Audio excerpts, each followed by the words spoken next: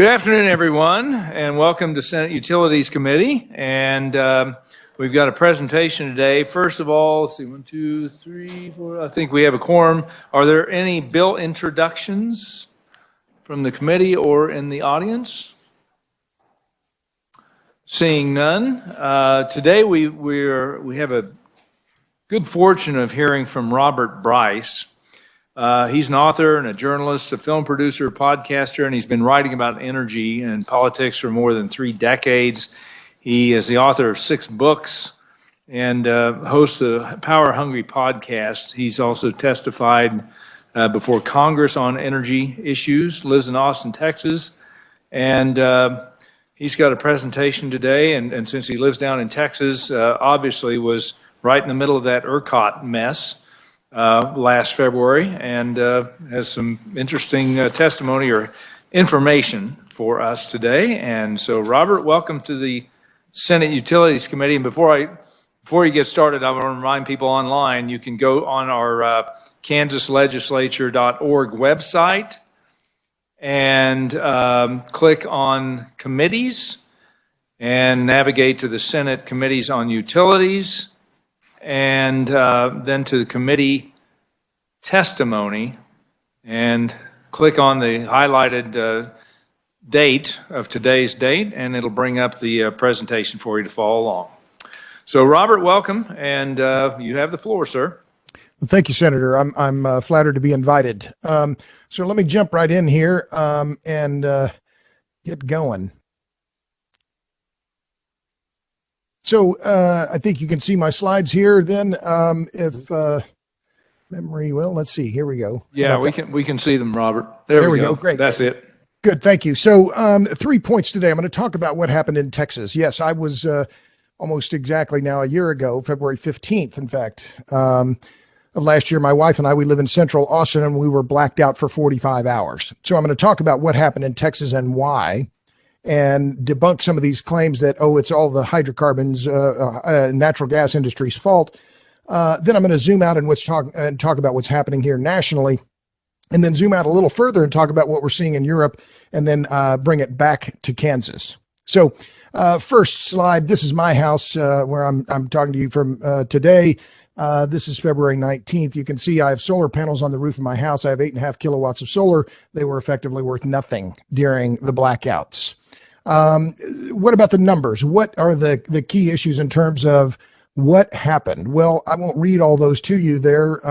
The numbers are stout and they are scary. But I think it's important to understand why was peak demand in Texas so high during Winter Storm Uri? Why was it approaching 70,000 megawatts at a peak that is usually only hit during the summer months? Well, the reason is because so many Texas homes rely solely on electricity for heat. And this matters because the push being made now by a lot of climate activist groups is to electrify everything, to shut down the natural gas network, prohibit the use of natural gas for heating in homes and residences, and effectively force, they call it beneficial electrification, it's forced electrification, to force them to only use electricity for heating, water heating, for space heating, water heating, and for cooking. I think this is terrible policy, and it's particularly terrible if you have a grid outage during the winter. But I'll talk about that more. Okay, so those are the basic numbers, and I'll just make a quick point here. The losses at CPS Energy, which is the San Antonio city-owned utility, as well as Brazos Electric Cooperative, the losses in Texas alone were in the many billions of dollars, and there's just a flotilla of litigation that is now underway. I wrote a piece in Forbes just in the last few days about the insurance companies have now sued ERCOT as well as the generators. They don't name a total cost in terms of overall damages, but the litigation is flying fast and furious, personal injury lawsuits, property and casualty lawsuits, and it's not clear whether ERCOT, the regional transmission organization, is going to be able to, in fact, claim sovereign immunity in court, or whether that will be, or who will adjudicate it, whether it'll end up in the Texas Supreme Court or somewhere else. Okay, so the key issue, I believe, in looking back at what happened in ERCOT and understanding the grid in Texas is to look at how it changed and how it changed in the years prior to the blackouts. And I've been researching this since I was blacked out 11 months ago, and looking at, well, where was the money spent in Texas prior to the blackouts? And the reality is there was $66 billion. Now, these are the wind industry and solar industry's own numbers. What I've given you there are screen grabs from their websites. The top one is where it says with 53.1 billion. That is from the solar or from the wind industry lobby's website. And the one right below it is the solar industry's website. You sum those and do a modest estimation for the amount spent in 2020, you end up with about $66 billion. Why was so much money spent on renewables in Texas prior to the blackouts? Because that's where the subsidies are. Bill Peacock has done some very good analysis on this, and he estimates that the total subsidies were in the neighborhood of $22 billion. So very little thermal generation, in fact, and a lot of thermal generation was taken offline in Texas, and we added a whole lot of renewables. And here's why was so much, why are the subsidies so, or what effect did the subsidies have? How large are the subsidies? Well, when you compare them on an energy produced basis, it is clear that solar and wind are receiving massively receiving massive amounts of subsidies relative to nuclear and hydrocarbons. This idea of these unconscionable subsidies for nuclear and hydrocarbons is just not true. When you compare them on a per unit of energy produced basis, the numbers, in fact, are gobsmacking. You see something on the order of 250 times more subsidies for the solar industry per unit of energy produced. That's per exajoule. Exajoule is roughly equal to a quadrillion BTUs, or a trillion cubic feet of natural gas. $3 billion per exajoule produced in 2018 versus about $13 million per exajoule for the nuclear industry. Similar numbers for the wind industry, about 160 times more than what we're giving to nuclear.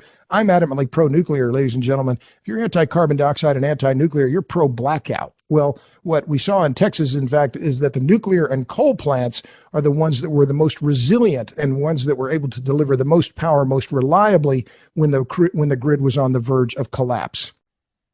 Now, this slide is not mine. I got permission from Art Berman, who's an energy analyst from Houston, to use his slide, and it is one of the most, it's a little blurry, I'll apologize for that, but it's a screen grab from his slides showing what happened in the weeks prior to the blackout and then what happened right at the time of the blackout. So as you can see, on the left-hand side, we're looking at from roughly January 19th to February 17th.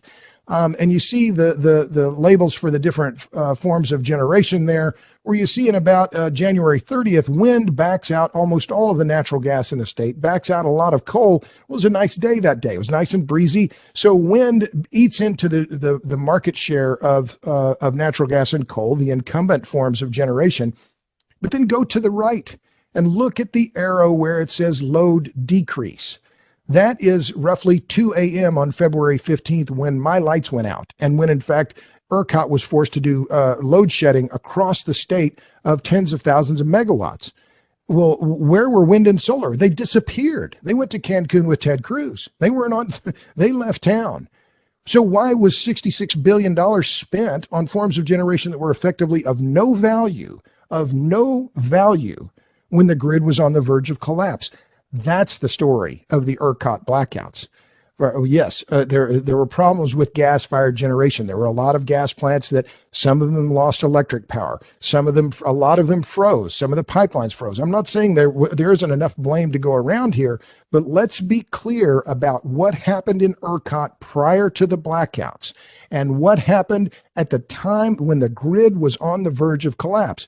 And one quick sidebar here, where it's incredibly important to note that the grid was within about 4 or 5 minutes of complete collapse. The ERCOT grid was on that close to a complete meltdown. Now, if you remember, and I know Kansas got hit hard as well, at about 2 a.m. on February 15th, the roads were impassable, it was snowing sideways, and the temperatures were dropping. If we had seen a total system failure in ERCOT, 25 million people suddenly plunged into darkness, with the roads impassable, there wouldn't have been 700 people die. We would have had a mass mortality event. We would have seen tens of thousands or even hundreds of thousands of people die of hypothermia. And the lack of understanding of how close Texas came to a complete system failure, it still concerns me today, because I don't think the policymakers here in Texas or even around the country understand how close the grid came to complete failure and what that would have meant, not just for the Texas economy, but for the U.S. economy. We would have lost control of the border. We would have lost control. We would have had, our airports would have shut down, our ports. Texas is a major food and transportation hub. I mean, it could have been absolutely disastrous. But in the postmortem of looking at what happened in ERCOT and why, I think there's been far too much blame on the natural gas sector and not nearly enough scrutiny on these unconscionable subsidies being given to the solar and wind industries. And they are distorting the market here in Texas. And they distorted it prior to the blackouts, and they're distorting it today, making natural gas and thermal generation less economic. Okay, so let me move on. So I won't read all of this to you, but this is Wood Mackenzie's analysis from last month talking about what happened in Texas. Wood Mackenzie is one of the most well-noted energy consulting firms in the world. They said the worst of the problems hit during an extended wind drought. So to me, this is key. If you are going to run an electric grid, which is the most important energy network, most important network in modern society, you need to make sure that it is reliable and that you have dispatchable resources. We can cover the entire countryside with wind turbines. We can't make the wind blow. And this is a key lesson that is being learned in Europe now. And it is a key lesson that must be understood in the wake of the ERCOT meltdown. These wind droughts can paralyze economies, and I'll come back to that. Okay, so where are we now? And what are the challenges? This is the zoom out looking at what's happening now across the country. Well, if we look at the Biden administration's plans, they're claiming that they're going to accomplish a zero carbon electric grid in the United States by 2035. Well, okay, show me the math on how you get that done, because this is something that the president, by the way, I'm not a Republican, I'm not a Democrat, I'm disgusted, all right? But what we're seeing in terms of the rhetoric coming out of Washington, and particularly out of this administration, has no connection to reality. The reality is that if you want to try and replace all the gas-fired and coal-fired generation in the United States, you're talking roughly 2,600 terawatt hours. That's nearly equal to the output of every nuclear reactor in the world. It's roughly 25 times as much as we're producing with solar. Add wind and solar together, you're still talking about more than 5 times as much energy produced every year with coal and natural gas as are produced with solar and wind combined. This is a scale problem. And the idea that we're suddenly in 13 years, we're going to completely change the makeup of the electric grid in the United States, it's pure fantasy. It is not in any way connected to reality. And if the ERCOT disaster should be a big wake-up call for policymakers across the country to understand the danger of this effectless energy policy is having on our most important energy network. Okay, so in addition to this idea about we're going to change over the entire grid, the activist groups around the country have gone from a war on coal to a war on natural gas. And believe me, this is clearly what is happening. And I say this again, not as a partisan, but as a journalist with more than 30 years of looking at these industries. The push now is to electrify everything, to prohibit, and in fact, that is what is happening, bans on natural gas for home heating, for home cooking, and for home water heating. And we're seeing these bans put in place all across the country. The biggest and most important one was just a few weeks ago. New York City banned natural gas in new buildings. Well, this is bad policy. It's bad in terms of resilience, bad in terms of affordability and reliability. Again, I'm lucky. When my wife and I bought our house here in Austin now 22 years ago, the first thing we did was plumb in natural gas. It was an all-electric home when we bought it. Thank goodness we had natural gas. We could cook. We could take a hot bath if we wanted to. Our house was cold, but we were comfortable because we had natural gas, so we could at least stay warm in our own home. But what we're seeing all across the country, including in Massachusetts, and especially in New York and in California, is this push to ban natural gas in the name of climate change. And it is a very well-funded campaign backed by some of the richest people in America. And I've been reporting on this. This is bad policy. It's just bad policy. And in fact, I would say it's reckless. So let's look at California, where, of course, electric rates are absolutely exploding. You're seeing U-Haul trucks are so short that people are moving out of California in droves. And I know because a lot of them are moving here to Austin. But so far, 54 cities in California, according to the Sierra Club's tally, have banned natural gas. And what's interesting to me is that this graphic shows this isn't just about climate change. This is about class. Who are the people? Which are the cities that are banning natural gas? They're some of the richest communities in California. In fact, they're far wealthier than the California average and have median household incomes that are nearly twice the U.S. average. So it is incredibly important as policymakers look at energy policy to understand what effect it is going to have on the low and middle income Americans. And what I see over and over again is policy that is regressive, that is going to cost working class Americans far more than it will cost the wealthy. It's also important to understand, excuse me, I thought I had one other, well, it's maybe coming up here. It's important to understand how natural gas fits into our energy security picture. And these are numbers that I put together looking at the amount of gas that is delivered via the natural gas pipeline network on the coldest days of winter. And it's important to remember the amount of energy that is delivered in the form of natural gas in the winter is in the coldest days is far greater than the amount of energy that is delivered by the electric grid during the hottest days of summer. So the math, you could follow along there. On the coldest days of winter, the gas grid provides about 80 billion cubic feet per day to homes and businesses. It's 83 trillion cubic feet, or 83 trillion BTUs. You convert that into an electric number, you get about 24 terawatt hours per day. Well, then if you want to produce 24 terawatt hours in 24 hours, you need 1 terawatt of electric generation capacity. That's 1 million megawatts, 1 trillion watts. That's a big number when you think about the amount of capacity in the United States of all kinds. The total generation capacity in the United States today is about 1.1 terawatts or 1.1 million megawatts. So this idea, though, well, let's electrify everything and do without natural gas. Well, to do that would require building an electric grid that is as big as the existing electric grid solely for the purpose of meeting peak winter heating demand. That's a lot of juice. So this was the slide. I didn't realize it came after this issue of that slide, but this is data that was published in the Federal Register by the Department of Energy last January, right about a year ago, where they compared residential energy costs on an energy equivalent basis. And what did they find? They found that electricity on a per million BTU basis costs nearly 4 times as much as natural gas. So this slide by itself shows the regressive effect of what would happen if you go ahead and electrify everything. You're going to force consumers to use a more expensive form of energy to heat their homes, to heat their water, and cook their food.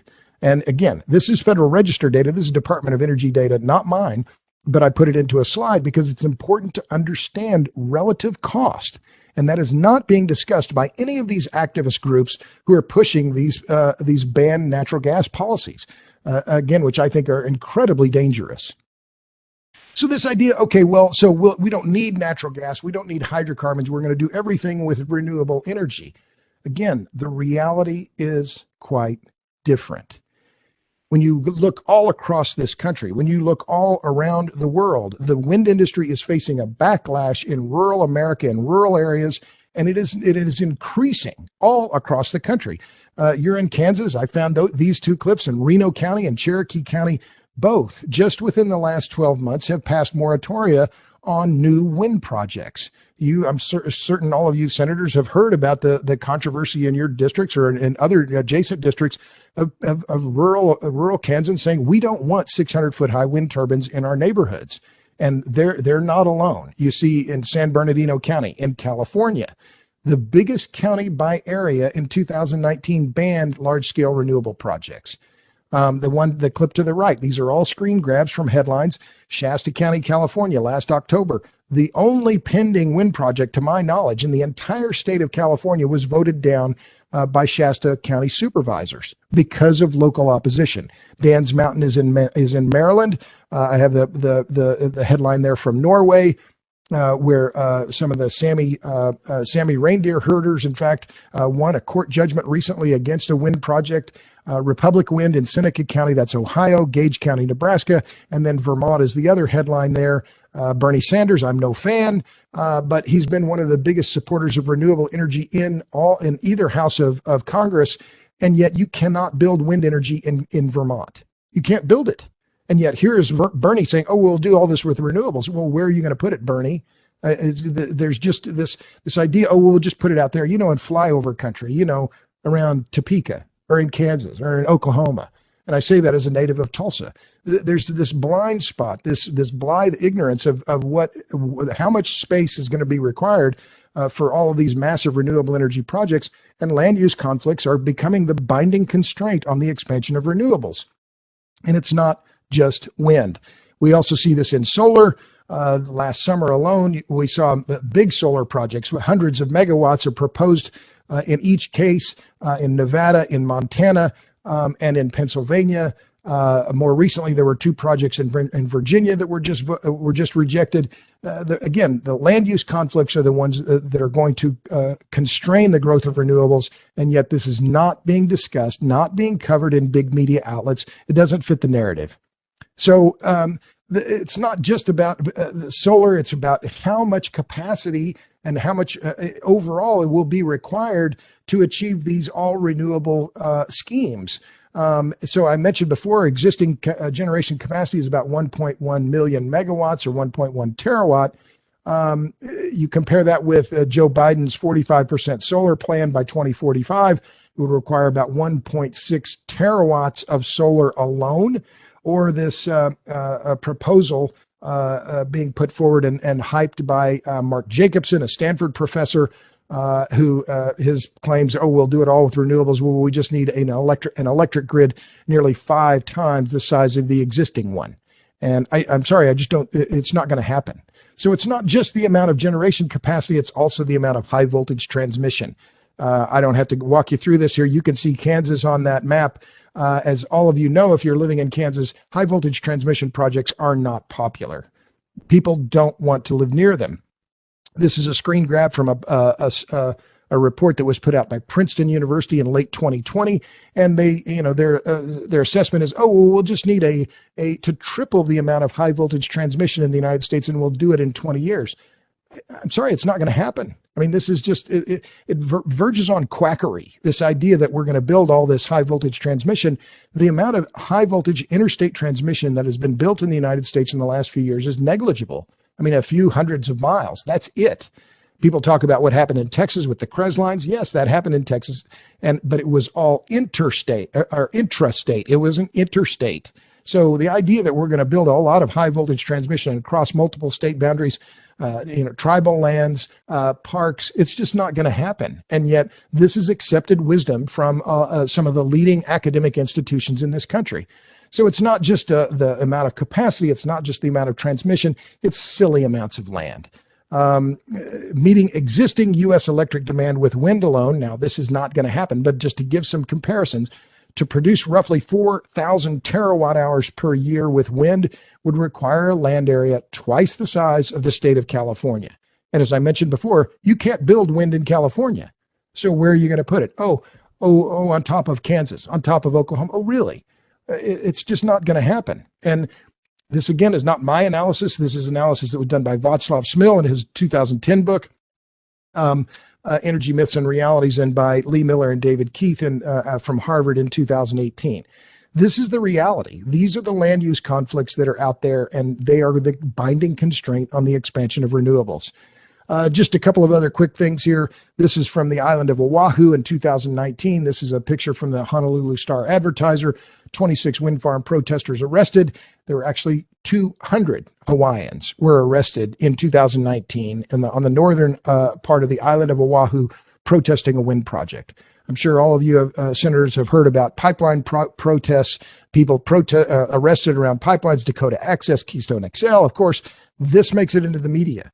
But when 200 Hawaiians were arrested protesting a wind farm, you didn't read about it in the New York Times, did you?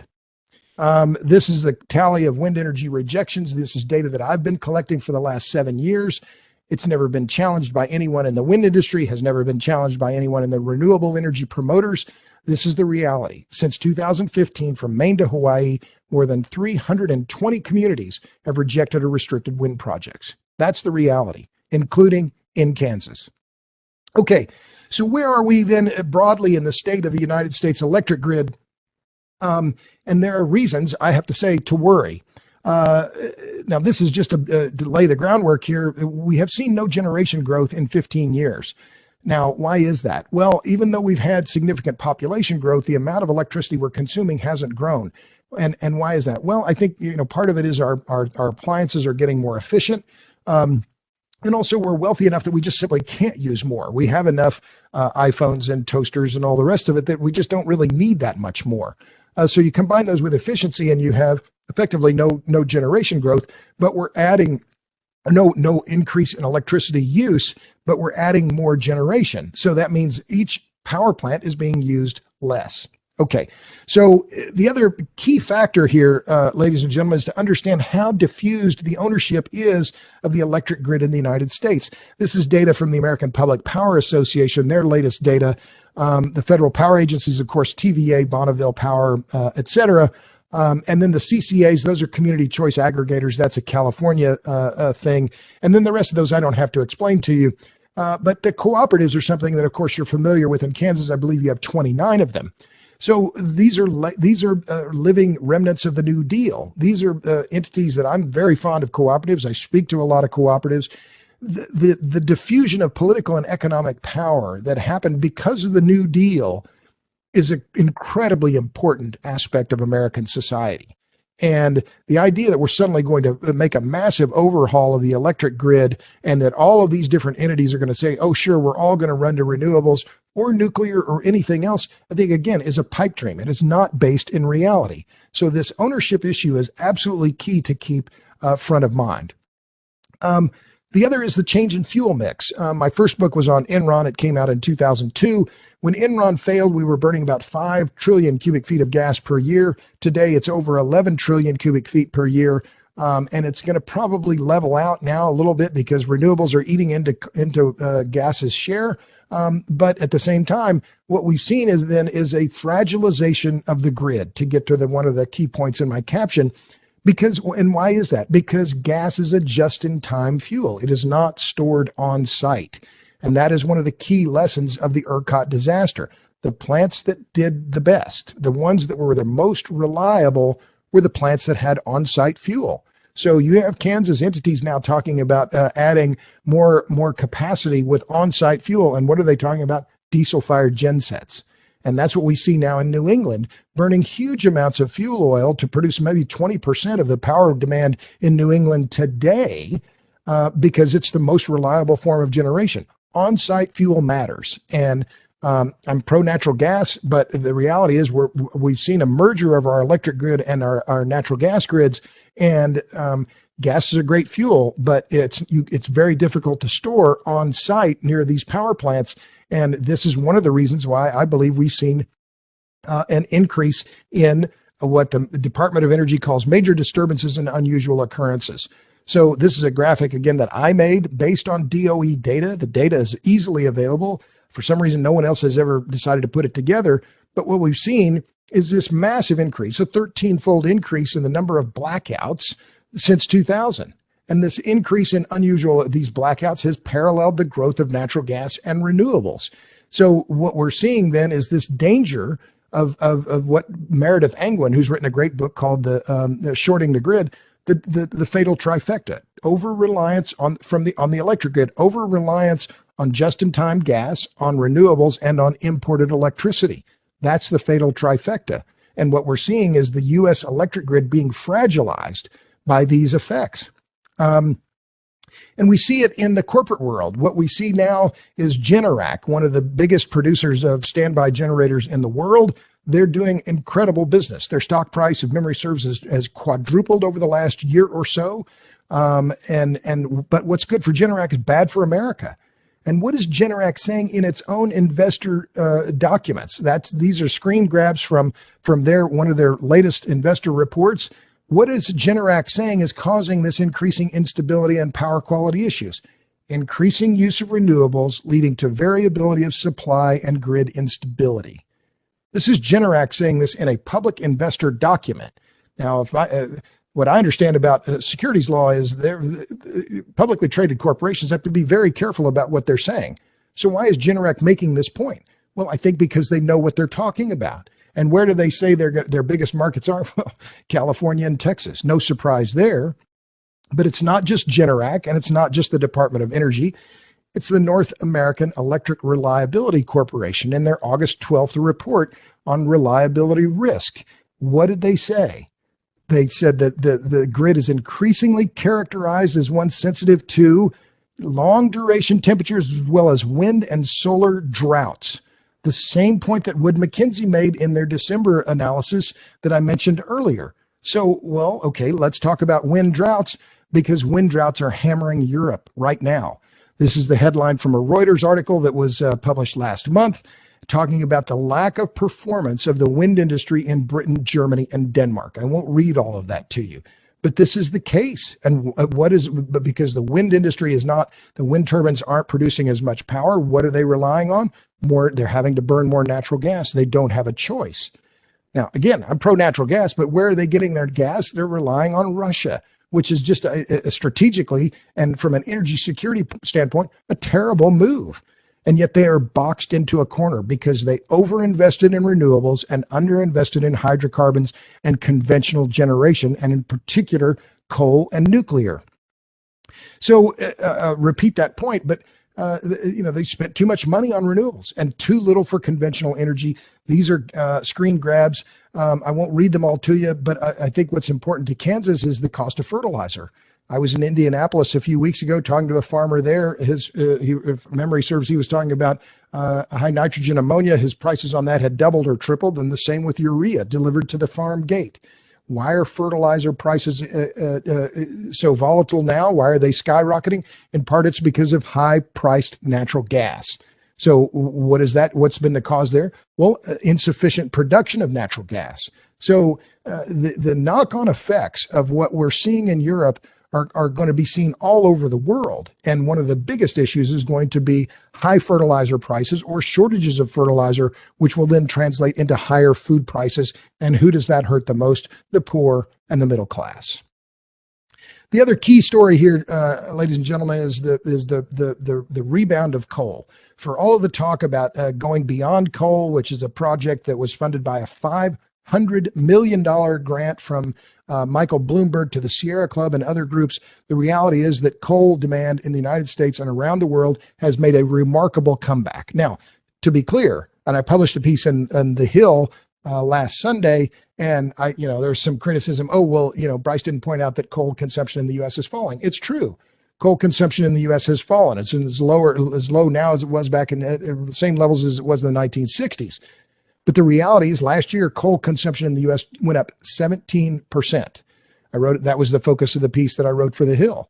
And so at the same time, what did we see in December in China? Record coal production.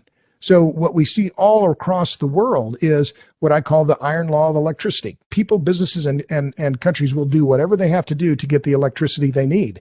And if that means burning coal, that's exactly what they will do. And that's what we have seen. Indonesia is a major coal exporter.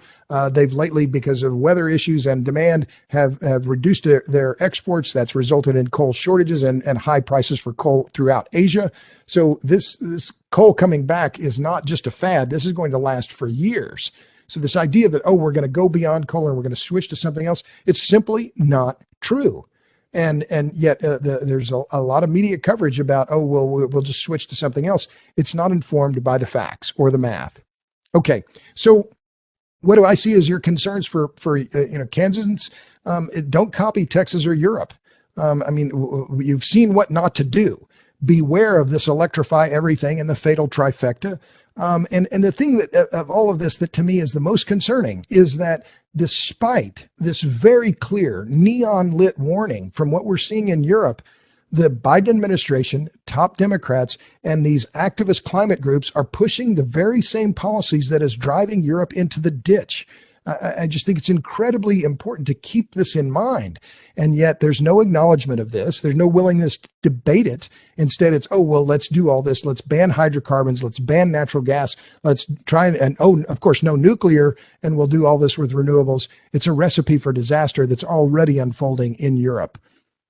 This is the advertising portion of the program. Senator Thompson said I could take another 20 minutes for this. Wasn't that joking here? I have a new film out. It's called Juice, How Electricity Explains the World. I'm very proud of it. We went all around the world, India, Iceland, Lebanon, Puerto Rico. It's free on Roku channel. Check it out. I've written 6 books. You don't have to read them. You just have to buy them. And if you buy it on your Kindle, I make a better royalty. So, and last thing, I have a podcast, which I have great fun with. It's free. You don't have to buy it. You just have to tune in. We released an episode just yesterday with Irina Slav, who's a remarkable journalist operating out of Bulgaria. Had a great conversation with her. I've also talked to Matt Ridley, Bjorn Lomborg. Had a very interesting conversation with Matt Ridley about the pandemic. He's got a great new book out called Viral. And I'll stop there. I'm easy to find on the Google. If you want to follow up, happy to engage with you on all of these issues. And I'm flattered to be asked, honored to be asked to talk to you today. Happy to entertain any of your questions. So I'll stop there. Oh, there it is. Stop sharing. Okay, there we are. Okay, good. Thank you. Thank you, Robert. Appreciate it. Very comprehensive. And I'm going to open up the questions to the committee if they have any. Talked a lot about a lot of different topics and the energy. And any questions? Senator Francisco? Thank you, Mr. Chair, and thank you, Mr. Bryce, for your presentation. So I have 2 questions. The first one is on the graph that you indicated was a screenshot at the peak of the crisis. Right. So at the time of the load decrease, I see that there's not much wind and solar, but I'm also looking at a decrease in coal and surprisingly a decrease in nuclear power. So why would those 2 things have happened? Well, to be clear, and you make it's a great question, that all forms of generation were impaired. And so there was a time after the freezing weather where some of the coal plants were tripping off, and one of the nuclear reactors, there are 4 reactors in Texas, 2 at Comanche Peak and 2 at South Texas, one of them tripped off. And there has been discussion that another reactor was close to tripping off. So the cold weather affected all the forms of generation, not just the wind and solar and gas. Thank you. And my second question was really about the slide about U.S. wind rejections, 2015 to 2021. And I understand that this is talking about the communities that did decide to reject wind. How does that compare to the communities that built wind during that same time? So do you have information as those rejections were happening, what construction was happening? I can't put numbers to that, ma'am. I've tracked the rejections because that's been something that's been underreported. There's been clearly a lot of dozens of projects have been built in the U.S. and around the world since 2015, but I can't give you any numbers. I will point out one quick thing then, since you asked about this. One of the latest developments in Iowa is in Madison County, famous for the bridges of Madison County. A year ago, last month, they passed an ordinance banning new wind projects. They were immediately sued by Mid-American Energy, which is a subsidiary of Berkshire Hathaway, which is, of course, controlled by Warren Buffett. Just in the last, in fact, it was just last week, the Winterset Madisonian, the newspaper reported that now apparently one of the county supervisors has decided that, it's the risk of being the lawsuit that was brought by Mid-American is so great that they're going to allow more wind turbines in this county. And It's unfortunate. There's a tremendous amount of opposition to wind projects in Madison County, Iowa, and yet here's one of the biggest corporations in the world effectively bullying this small county. I mean, it's just, if the oil and gas industry were doing this, there would be hue and cry from it would be front page news in the New York Times, but because it's the wind industry, it's crickets, nothing. Any other questions? Senator Frank, do you have one? You look like you're getting ready for one. Yeah. Okay. I think I want to word it, Mr. Chairman. Thank you, Mr. Chairman. When I look on this page, it's $22 billion in subsidies and tax incentives. That kind of sticks with me. My question to you would be, is that federal or state subsidies? Do you have any kind of breakdown on that number? It's a mix of both of those, Senator. Bill Peacock, as I said, has written a comprehensive analysis of that. The bulk of it, if memory serves, is in the production tax credit and investment tax credit at the federal level. And some of that is the building of the CREZ lines, the transmission lines that were built here in Texas, which were built really just to accommodate the wind industry. So it covers a lot of different aspects of the subsidies, but I think it's a solid number. Thank you. Senator Corson?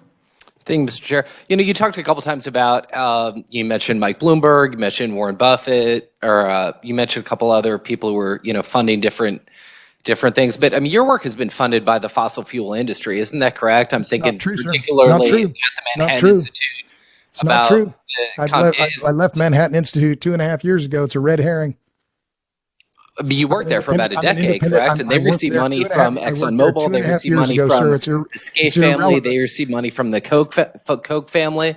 So I just think that we need to be more transparent if we're going to talk about this group is funding this group is funding this. I mean, the reality is you spent about a decade of your career working at an institute that's funded by the Kochs, by the Scapes, by ExxonMobil, by other companies. And I think that's fine. I just think we need to be more transparent if we're going to say Mike Bloomberg funds this or Warren Buffett funds this, and that maybe that. So why is it relevant that I don't work? That I left there 2.5 years ago? Why is that relevant now, sir? It's relevant because you spent, again, a decade of your career. I don't know why you're so defensive about it. I don't know why you're ashamed by. I'm not ashamed of it. I'm an independent you were paid by journalist the Kochs and the Scapes and other. That a lot of other journalists won't cover.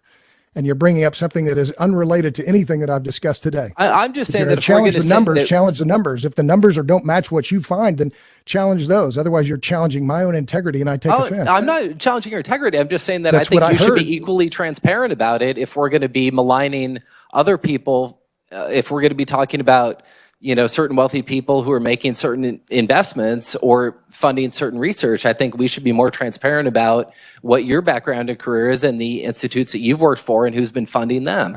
I just think it's transparency. I'm not attacking you.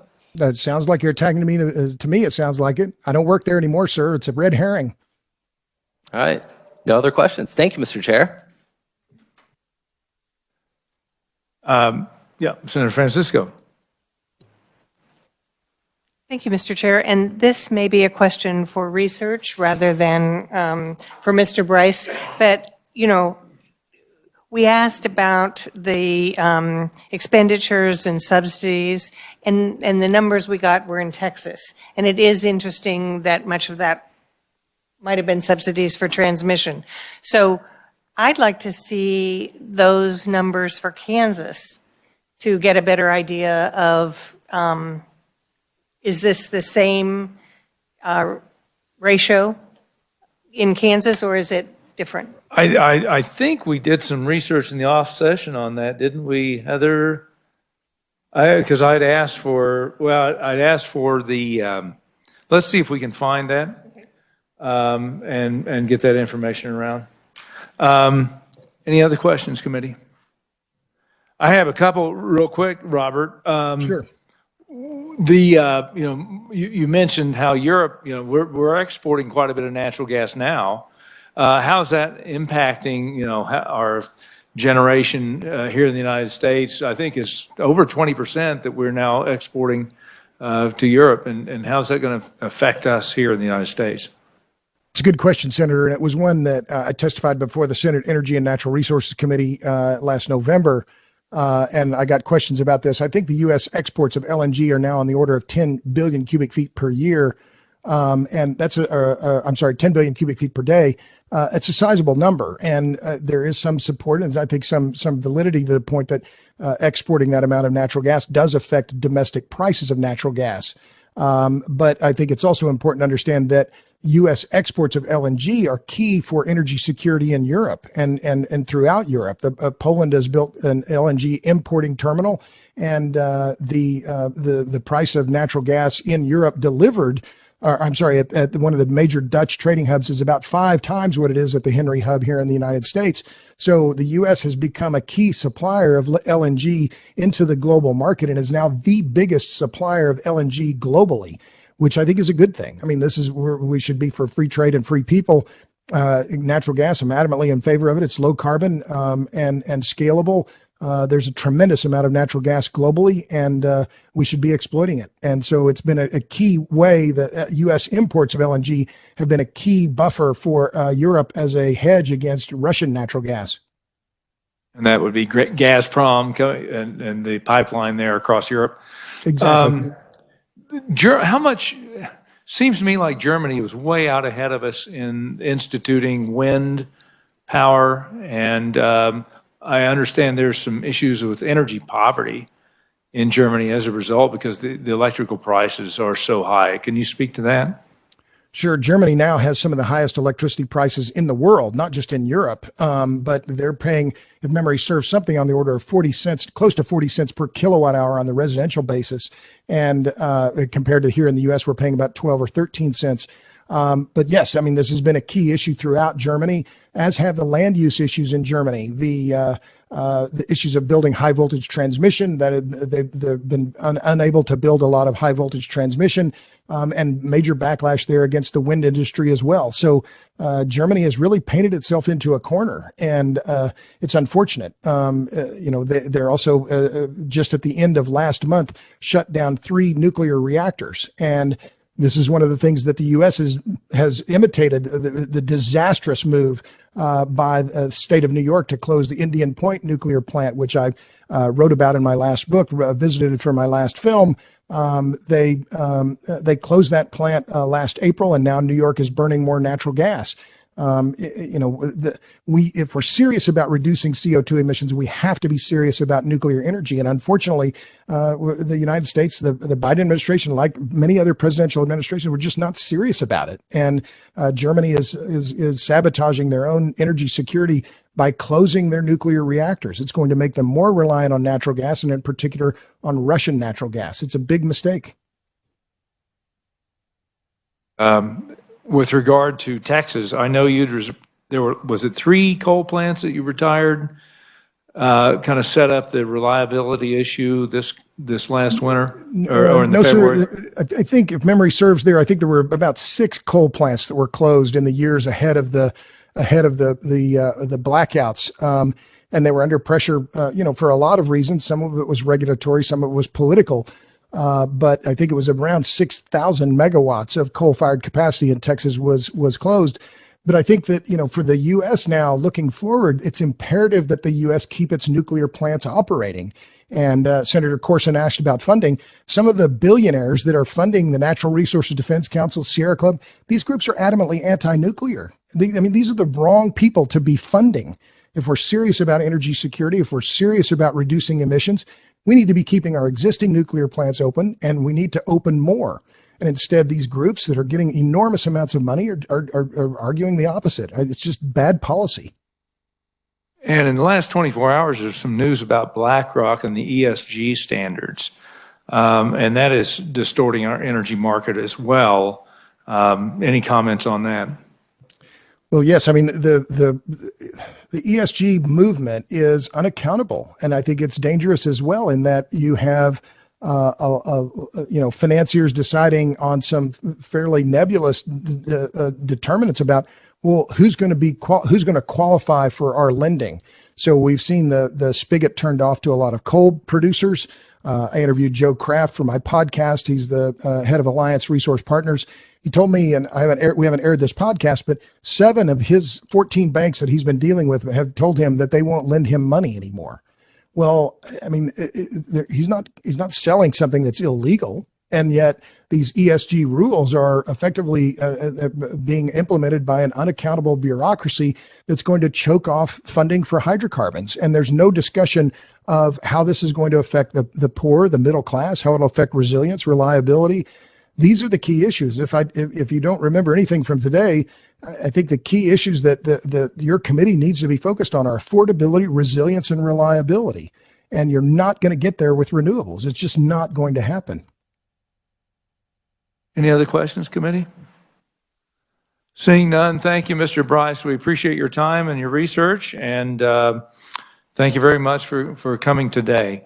Committee, thank you. We will have a info brief tomorrow. We will have no meeting on Friday, and we will have a couple bills later on next week, so check your calendar on that.